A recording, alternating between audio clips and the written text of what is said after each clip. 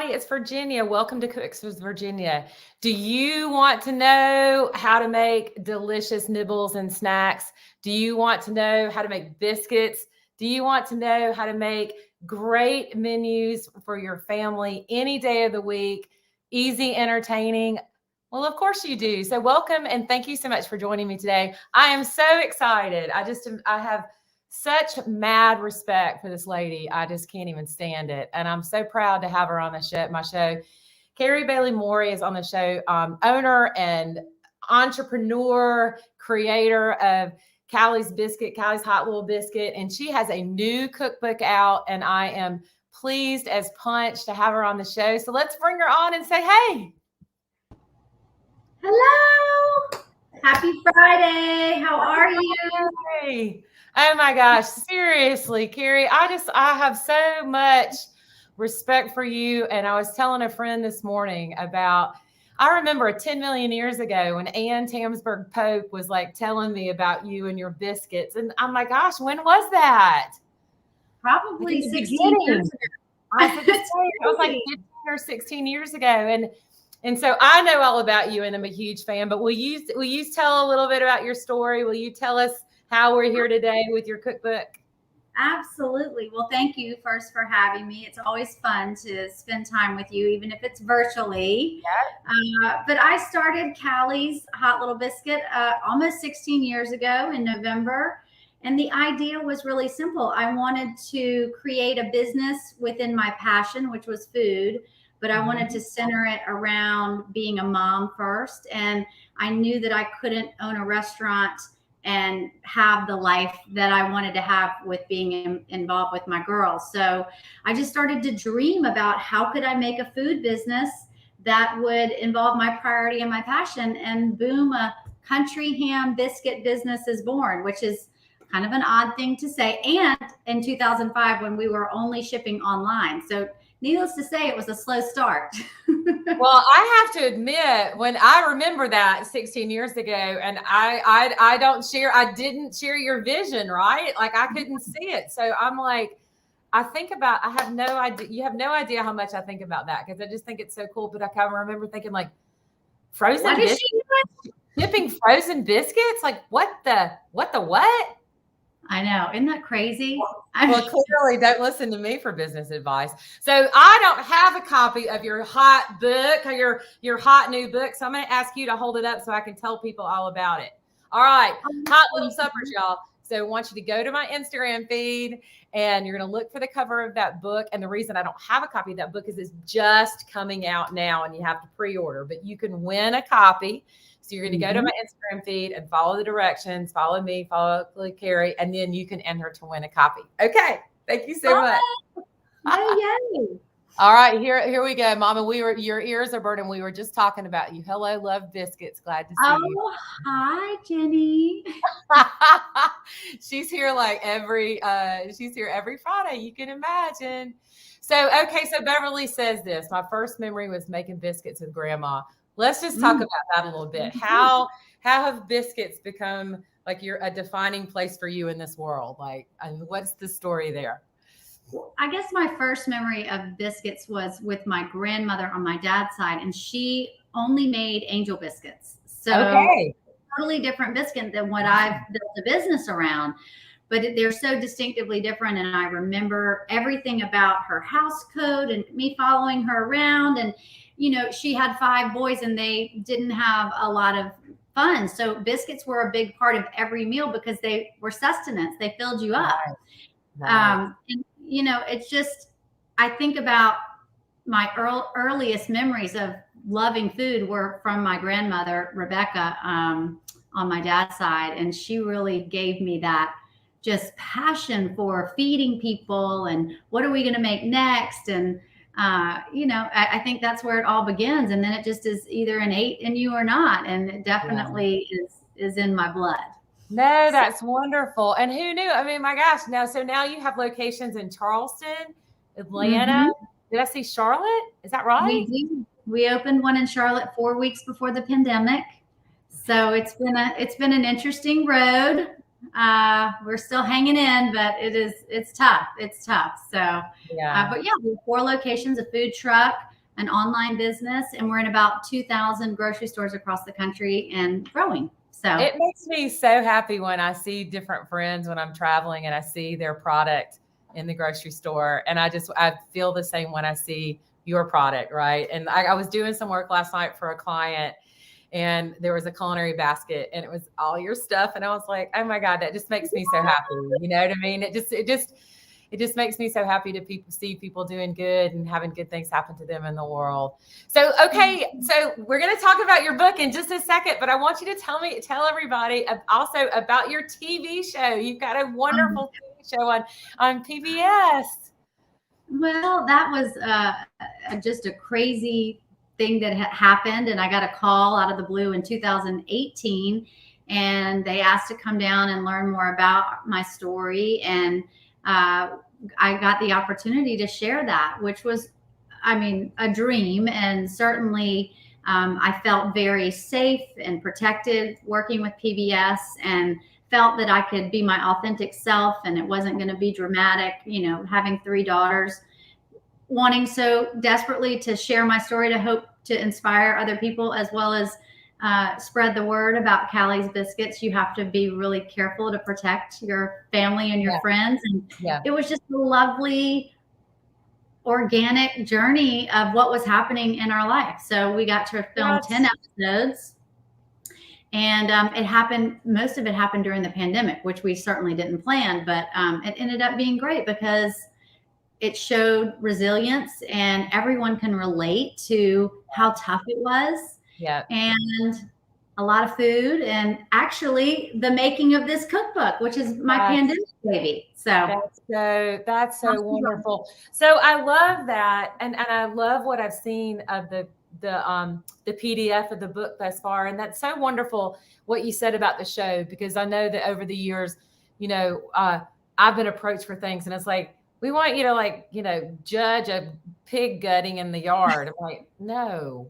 That might make for dramatic television, but I don't want any part of that. You know what I mean? Like, there's always this sort of Barnum and Bailey sense to so much television, and it's not authentic. And we talked a little bit about that. Like, there's a difference between being on camera and not just being like, yeah, whatever, And then, the difference. So that's just so beautiful that you were able to do that. All right, let's talk about Hot Little Suppers.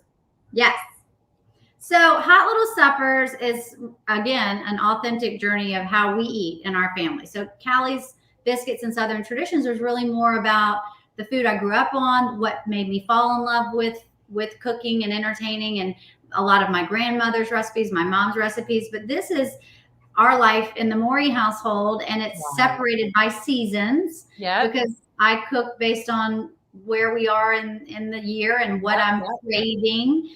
But most importantly, with 3 children and crazy busy, business lives, as well as sports, we have to eat things that don't take a lot of time, but we're all flavor junkies. So we want it to be packed full of flavor. And so that's really what it is. Of course, there's a chapter on biscuits, because we got to have biscuits in there. Yeah. But, really simple things, but then also dinner party things, desserts. I'm trying to find some good photos. Biscuits here. Yes. And, you got the biscuits, and then some really fun things like creamsicle biscuits that I did with our friend Cheryl Day right before the pandemic. Yes. And cinnamon biscuits. Love her to death. I love her. She's amazing. She's so talented, y'all. So, okay, do you have any questions for Callie? And we do have a comment. Can we ask questions here? So Gregory is asking, hi, can I ask a question here? Yes, Gregory, you can. So that's so great. And okay. So y'all, Carrie and I talked yesterday, and you had made okra and tomatoes at 7:30 in the morning for you to eat last night. So clearly you were all in about feeding your family. I'm all in. At least 4 days a week. I really feel like it's our grounding space, and I want to be able to provide just a moment of relaxation and reconnection. And I'm a huge believer in the family supper table. So preach, right? Like I don't have children, so I keep my mouth shut. You know what I mean? I keep my mouth shut with my friends that have children, but I feel certain that many of society's ills could be lessened if more people had spent time at the dinner table growing up. I agree. And you know what? I didn't. I grew up with my dad, and they both worked, and my stepmom and my dad, and we didn't have a lot of family suppers, but I went to people. We had supper on Sunday, but I went to people's friends' houses, and I saw what was going on, and I said, I want that. I want to do that. I knew that was what I wanted for my family. So that's really beautiful that you saw something that you wanted and made it a point, because I really do. I mean, it teaches so many different things, like just manners, right? I mean, not only just table manners, but how to interact with people, conversation, the art of conversation, and just so many different things. And then the intention, right? Like that people are that you are intentionally having dinner with your family 4 nights, and not just like doing takeout, or not letting one of your daughters like go through the drive-through or something on the way home. Yeah, we got that. All right, we got a question. Are your biscuits available frozen in any grocery stores? Why, yes, Leslie, they are. And I'm sure that Carrie will be more than happy to tell you about that. They are, Leslie. We are in about 2,000 grocery stores. We're in about 800 Publix, all the Harris Teeters, all the Fresh Markets, Market District in the Northeast, Fresh Direct, Whole Foods regionally in the South. And then our pimento cheese is in all Northeast Whole Foods. But you can go to calliesbiscuits.com, type in your zip code or the zip code where you want to get them, and it'll show you all the stores. Yay! Yay! That's so awesome. So let me ask you this. So the recipes, the simple recipes to feed family and friends and hot little suppers, and y'all can win a copy if you go to my Instagram. So tell me a little bit about, this is like the real food that y'all eat. Oh yeah. So, on the, here's a chicken tikka masala, which is, a quicker version than the original, is something that my children crave. And it's all different. Pozole, Southern style, which I love because it's a big pot. And then I slow cook grits, and instead of using hominy, you serve it over grits. One of my favorite things to do recently is to make homemade naan with self-rising flour. Oh, yeah. But then there's other things for, elevated. If you're having, here's my husband, John, with his eggnog that he loves to serve at our Christmas Eve parties. It looks like a fabulous Lily Pulitzer blazer, too. It is a Christmas tree blazer. This is our Italian wedding suit that was inspired by my girls having a wedding with the neighborhood kids. And we had a full meal and a full-on invitation, homemade cake, and they had never heard of wedding soup, and so I had to, share that with them. So there's lots of things, and then there's more, things that take longer for weekends that I love. I was going to try to show you all the. We have this really fun version of. Oh, look, this is my favorite, pomegranate margaritas. That's what I'm in love with my husband over. Best ever chocolate pie. Hey, you in love with your husband over a pomegranate margarita? Is that what I just heard? I did in New York City. Be a good cocktail. Y'all been married a long time and got 3 kids. 19 years on Tuesday. Congratulations, honey. That's awesome. Oh, and we're going to make those. Crackers. We're going to make these today. Yes. So, yeah, all kinds of good stuff in here, but really simple. Oh, pork al pastor, definitely a weekend meal. Look at that fabulousness. Isn't that cool? Oh my God. Okay, so a couple things. The first thing that I want to say is that thank you and congratulations on having a Southern book that is more than just biscuits, just cornbread, just fried chicken, just grits. Like, I feel like that sometimes these New York City publishers want to put Southerners in a box, and that's not all we eat. So you have chicken tikka masala, you have al pastor, you have hominy and pozole, you have modern food in your book. Yes, and butterbean hummus, because when you're out of chickpeas, but you always have butter beans in your freezer, and we want hummus. I mean, I just think Southern food was the vessel for inspiring my love of food. So it makes me want to learn more about food culture, and it's real. My girls are picky in that if I serve the same type of food 2 nights in a row, they'll let me know that that's not okay. We need to have, Asian one night, Mexican another night. I mean, I got to plan it out with different regional cultures. No, well, and good. Well, thank you. Good for you, Mama. That's really nice of you to do that. But I really do think that it's like people have this perception that, you know, Southerners only eat a certain way. And you know, like Atlanta, for example, is incredibly multicultural. Very. You know, and so it's like, I still reach for the classics, but it's nice. It's so nice that you have this diversity. Okay, so Gregory is asking a question. He's saying that he's a chef and a writer, and how to deal with writer's block while writing a cookbook, and how do you know when it's finally done? And his cookbook is focused on body fluids. So anyway, I'm not too sure about that part, but let's answer the first question about how did you deal? Like busy woman, busy mom, clearly busy businesswoman. So how do you deal with writing? How do you deal with writing a cookbook? I mean, how did you manage to get what's kind of probably in your head on paper? Well, for me, feeding people, making food is all about memory. So I think about the Italian wedding soup and how that came to be, and me teaching the girls, this is what Italian wedding soup is, and then them creating an entire event around it. So chicken tikka masala reminds me of my days in New York when my husband and I had just met, and he lied and told me he loved Indian food and ate it with me. And then it wasn't until 3 years after we were married that he confessed that he didn't love it. And so that is what food is to me. That was a damn good margarita girl, or whatever it instigated. That's for sure, man. I know.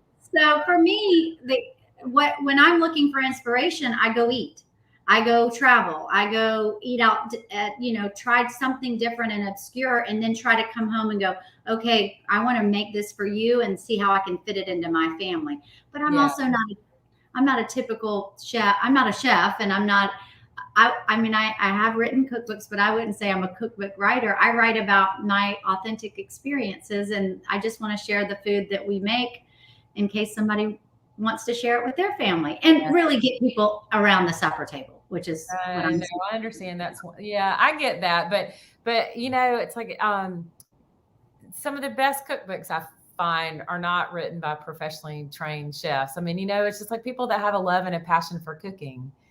Well, how do you find inspiration when you have writing? Exactly what you just said. That's what I'm smiling so big about. It's like every bite I eat is inspiration. You know what I mean? Like it just sort of and if I travel or not traveling so much lately, you know, but, not eating out as much the past 18 to 20 months. Like I don't profess to be an expert in Japanese cooking, but I can cook it. I don't profess to be an expert in Laotian cooking, but I can follow a recipe. But so I've actually gone down that path a little bit more with more what would be, considered exotic cuisines to the white Southern girl. I've done that. So it's just, I feel like eat with your mind open, Yeah. And whenever you push yourself outside of your comfort zone, you always learn and get stronger and grow. And so that's really cool. No, it is cool. That is so cool. And then the last thing I wanted to say, Gregory, is like, how do you know when it's done? Well, in my mind, and I don't know how you write your books, but I have like an intense outline that is set, that is the skeleton before I put the meat on the bones. Yeah. So I know where I'm going before I start, and that's just the way I do it. Because you have it's 175 recipes. Oh no, I think it's like recipes. 120 recipes. Yes. Yeah. And I knew that I wanted to write a book about supper because that is, I actually don't eat breakfast. It's awful. And I'm a dinner person. So I loved eating in the evening. And so I knew it was going to be supper. And then I love to cook what I'm eating authentically during the time of year. So that's how I did it. So then I filled in the gaps. Okay, what am I missing in this section? Okay, I need a vegetarian, or I need a meat, or I need a side. And so I collect, and then look and say, okay, here's the inspiration for that. How do I round it out? And that's how I know when I'm done, when I feel like I've got a good measure of every section. Right. No, that's awesome. Well, so let's so you mentioned that butterbean hummus, and I love that idea because that is one of the traditions that my mom and I do. We get butter beans and we blanch them and freeze them. So I always have butter beans in my freezer, but of course they're available. Will you share what you do with your butterbean hummus and your biscuit crackers? Yeah. Let's start by making the butterbean hummus. I have it all. It just takes. I've already. I'm gonna just put this down here so y'all can see, but I have it all minced out. I simmered the butter beans for about 25 minutes till they're tender. And if you don't have butter beans, you can use frozen. I've definitely used frozen a lot, but I reserve the liquid from the simmer, so that will give it some extra flavor. But we're going to start with some minced garlic and just combine that with some cumin and paprika. Yum. Ooh. I love cumin. I do too. I won't tell you what my girls said about it, the smell, when I was prepping everything. They're like, Mom, did you forget to put deodorant on? I'm like, girls, green onions. Yeah, that's what I get in my house. All right. I don't know. I just can't even tell you, having three teenage girls at the same time. You are a bigger superwoman than I even thought you were. It's an adventure. It's an adventure. Yeah. The juice of 1 lemon. Okay. A little cilantro. This would be great, y'all. That those folks that are tailgating tomorrow. This would be a great tailgate. I think that's a great tailgate. A little cayenne. I always try to sneak in the spice with my girls. Yep. They don't like it, and they always tell me, Mom, it's so spicy. But just, pulse that together. Just a little bit. And then I'm going to add all but about 1/4 of the butter beans. I reserve some for the top. Okay, yeah. That makes sense. And then I'm just going to pulse it a little bit more.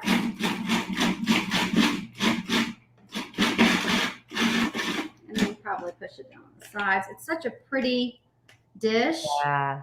And it smells so good. Yes. No, I love that. And it's good. And it's good for you too, right? Really good for you.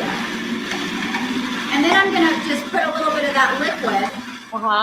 Get the right consistency. There you go. Boom. And then I'm going to check it. Ooh, it's looking great. That's exactly how I like. So, Carrie, I was just going to tell you, you said that you don't eat breakfast. All you have to do is tell people you're intermittent fasting, and they'll think it's acceptable. Not eating breakfast is one thing, but fasting is quite the other, right? Right. So I guess it's okay to say I'm intermittent fasting, but I've been doing that since before that was even a word. So I like to save my calories for the supper meal. Yeah, no, I gotcha.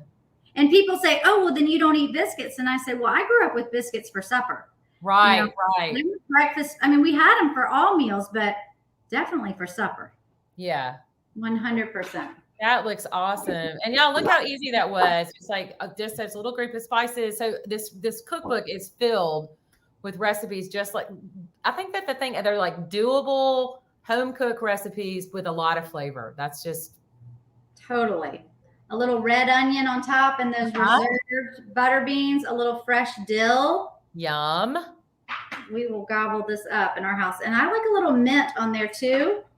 I love that. Drizzle of olive oil. And this isn't in the recipe, but I don't know how it didn't make it. I always like a little lemon zest. There you go. So that is about as easy as it can get for butterbean hummus. Yum. Yes, that's wonderful. That's so great. I love the fact that you use the mint because I feel like that people they don't use mint. They think it's just like that garnish on the pie, on the dessert. And it's such a wonderful herb to cook with. And that's what Asian cooking has taught me is that the more herbs, the better, and mix them. Basil, mint, cilantro, everything. Yeah. I mean, lots of flavor. So much flavor. Okay. You want to make some biscuit crackers? I do indeed. All right. I'm going to push it down. I'm going to grab my dough from the fridge. Okay. Okay. So y'all, hey, so isn't this fun? I could just hang out with her all day. We sat next to a book signing a bunch of years ago, and I was like, she is too smart. I love this. So I'm so excited and happy. So y'all make sure to go to my Instagram feed, look for the cover, Hot Suppers, and go there. You're going to follow the instructions, and we're going to choose a winner on Monday. So I want you to make sure to please do that. Okay, so what biscuit dough is this? Let's talk about. So this is just buttermilk biscuit dough that I saved from, a little pinch. And this is a lot, but you really just need like the scraps. So it's however many you want to make. And I'm going to push the screen down so you can see. But basically, there's a whole section in our cookbook. I've got a floured piece of parchment and a little leftover dough. This is tougher, which is great for things like biscuit crackers. But I'm just going to roll it super thin and work kind of quickly, making sure I'm very well floured. But you could use this with any. You could make sweet biscuit crackers. You could add, cheese. Really, any kind of dough will work for this. But the key is getting it really thin. Yep. And there's a whole section in my cookbook called Unexpected Creations from Leftover Dough. So nice. So then that way you don't waste, because we don't use more than the second rollout because the dough tends to get tough. So I didn't like that we were throwing away dough. I'm like, we got to find something to do with this. So we make biscuit bowls and we take all kinds of things and just make fun things with it. So I've got it super thin on parchment. And then I'm just going to take my little bench scraper. And there's no measurement because I'm not a measurer. Yep. And you can make them all different sizes and shapes.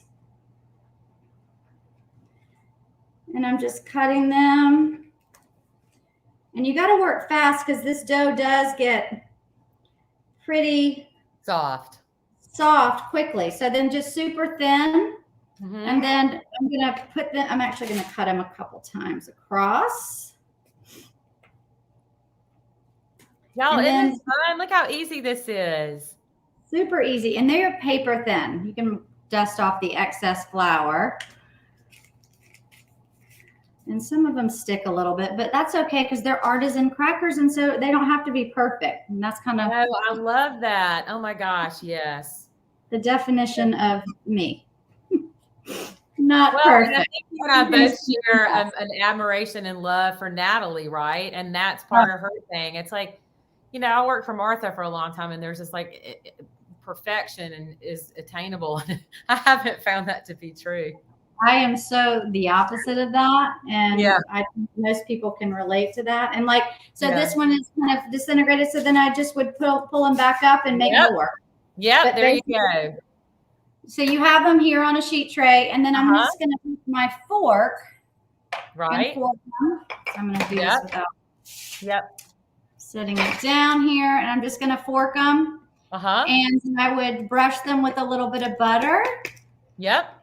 Salt and pepper, and then bake them in a 350 degrees for about 12 to 15 minutes or until golden brown. And they are so buttery and crunchy, like a biscuit version of like a perfect little artisan cracker. So there you go. Yay, you. Those are awesome. And perfect to have around. You can keep them in a resealable bag. And they last for quite a long time, actually. That's so awesome. When they come out of the oven, I just put them on a little tray, and that's what they look like. And they are delicious. That is so great. So that's a great use for biscuit scraps.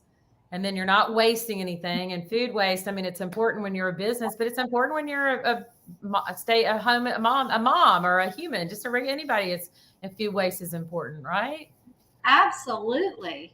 So then within, what was that? Just a few minutes, we have perfect little Look at that. Look at that. Let me see. I'll take you full screen so we can see it better. Yay. Yum. Oh my gosh. I want them for lunch. I know. I do too. I'm so glad. I should have shipped you some. I know it. I know. Well, I'm hoping that we get to see each other at some point in time in the nearest future. Look at that. Look how great that is. Look, Terry's like, yeah. Oh, yeah. Yum. Yeah. And Jimmy's like, yeah. And Jimmy says, hey, Jimmy, I'm going to play it back and make them this weekend. And we've got Sunday football, butterbean hummus. I'm going to take that opportunity to say, cool. yeah, that's awesome. All right. And then we've got Gigi, who is awesome. And she's saying we need your biscuits at HEB in Central Market. And I bet that Carrie would say yes to that too. I would love that. Gigi, would you request us, please? We've actually been talking to that buyer. I wanted to come down and do a biscuit class or even a Hot Little Suppers cooking class. And we were hoping to get our biscuits and pimento cheese in. So spread the good word. Request. I'm going to, I'm going to follow up with you later. I can definitely connect you with Karen Cassidy, who's in charge of the cooking school, and she's fantastic. Oh, I would love that. Yeah, no, she's really great. And they do, Carrie, I won't turn this into an HEB Central Market commercial, but it is truly one of the best grocery stores I've ever been in my whole entire life. Oh, I have been, and I did a cooking demo. I have the best story about doing a biscuit demo there for my first cookbook. And you know how you just get used to having your own stuff. And I always cook with a big, bake with a big stainless steel biscuit bowl. Yep. And I wasn't even paying attention. I probably hadn't slept. I was on a crazy tour. They gave me a big glass bowl and I flip it over and everybody, is around the counter. There's 20 people. I just wasn't even thinking. And I just flipped it over and shattered everywhere. I had blood up my arms, cuts. It was just, I was like, well, that didn't go well, did it? That was something. So that was they probably don't want to have me back. Oh my gosh. Well, it was an experience that no one will forget, right? Never will forget that moment. And so I always tell people. Yeah, this is good. We definitely need to get your biscuits and those things. And I'm certain that they would love to carry your book too. I'm so grateful. Thank you so much for sharing your hummus. And thank you so much for sharing the crackers. And thank you so much for Hot Little Suppers. I just think that I'm so excited about like just real life, real time cooking, beautiful photography by Angie Mosier, a dear friend of both of us. So, and I've got a couple of questions before I let you go. Does that sound like a plan? Yeah, absolutely. All right. So, sour, salty, bitter, sweet, or savory? What's your go-to? Salty. Salty? Salty with a little spice on the side. Yeah, there you go. I'm not ever sure, but I feel like there's something when something is like perfectly salted. Oh, yeah. It just like brings out all that flavor.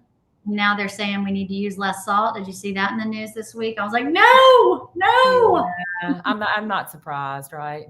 But I just say drink more water, and then you can. That is the truth. If you're not peeing all day, you haven't drank enough water. That's what I always say. The key to my weight loss is drinking the water all the time. All right. So who do you love to go to? We've got so much content available. We've got, movies on our phone, shows on all this kind of stuff. We can get content in any way. Who is someone that you like to look to for inspiration? You. I have so many people that I follow on Instagram that I love, and a lot of them are business people. Yeah.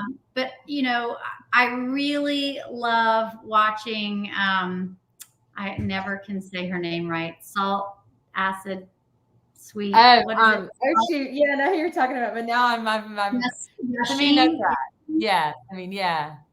I just think she's so real and easy to watch and funny. And so I really enjoy watching her cook. And then other business entrepreneurs that I love are, I follow a lot of female entrepreneurs. I love Sarah Blakely because I think she's super positive. Yep. And I love watching her manage her family, and I love her husband's inspiration too. So I love, those are the first two that come to mind. I'm always stopping. That's cool. I love, and I think that's so cool. You kind of have a tendency to stay in your niche, but just like we were talking at the beginning, growth is all about not staying in your lane, right? It's hard it's comfortable to stay in your lane, but when you push out a little bit, it's always good. It's always good to push. That's true. So the same thing like on books. So we're talking about like digital content. What are some of the things that you like to read, or do you have time to read, you busy lady? I read, but I actually try to exercise every morning, like before the sun comes up. And I listen on Audible to books all the time. I'm currently listening to The Secret Life of Grocery, which probably would bore most people, but it's fascinating. And it talks about not just the grocery, but the founder of Trader Joe's. And it hits on, even though this book was written a few years ago, it hits on the trucking industry and all the problems that we're having right now. Yeah. It hits the fishing, the shrimp issue in the Far East, and all that, why we shouldn't eat all that. I mean, just the slave trade and everything. So that to me is super interesting. Yeah. There's another one that you'll love, Virginia. It's called What They Ate. And it is about famous women in past history, like Eleanor Roosevelt, this amazing woman in London who was a caterer.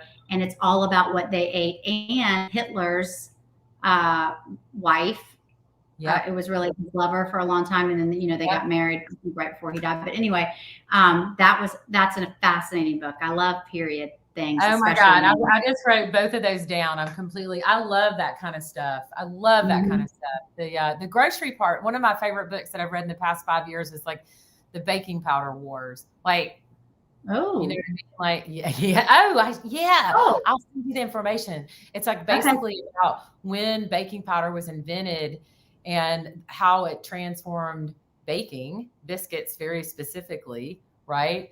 And because women didn't have to make potash anymore, I don't know how to say that, potash, and they didn't have to make their own leavener anymore. And then how basically there was this massive competition between some of the very same brands that exist today, like Rumsford, CoverGirl, and all that. They were all founded in the 3/4 through the 1800s and the 1870s or so, and how it's dry, but it's fascinating, right? No, it's a damn dry biscuit. I love that. Well, yay. Oh my God. Well, thank you so much for sharing those books with me. And thank you so much for being a guest on the show today. And I want you to hold up the book one more time for me, please. Yay. Okay. Yay. Y'all go to my Instagram and win a copy. Okay. Yes. Please. Yay. Awesome. Listen, yes, buttery hummus, and you have a great and safe weekend and good luck with everything. And y'all, I want to make sure that if you have any questions or you want to pre-order the book, which is coming out November 2nd. November 2nd. Yep. November 2nd. So y'all, you have no idea. Pre-orders are big, huge, wonderful things for authors, right? So let's take Carrie's book straight up the New York Times bestseller list. How about that? That would be a dream for sure. If you want it to happen, you got to say it, right? You got to dream it. You got to say it. You got to manifest it for sure. I'm a huge believer. You are exactly the conversation that I needed. Thank you so much. Great. Thank you so much. I'll talk to you later. Okay. Bye. Bye. Can you tell? I mean, my cheeks hurt from smiling so much. Just love her to pieces. I just have immense respect. And y'all are going to love Hot Little Suppers. I want you to go check it out. So thank you so much. So let's see, like next week, this season of Cookbooks with Virginia is just fantastic, y'all. Next week, I have the one and only superstar, rock star. I'm going to completely fangirl all over this lady. Dory Greenspan is on next Friday at 11:30 a.m. Eastern Standard Time on Facebook and YouTube. And then I upload it after the live stream to IGTV. So thank you so much for watching. Head over to Instagram and win a copy of Hot Little Suppers. And bon appetit, y'all. Bye-bye now.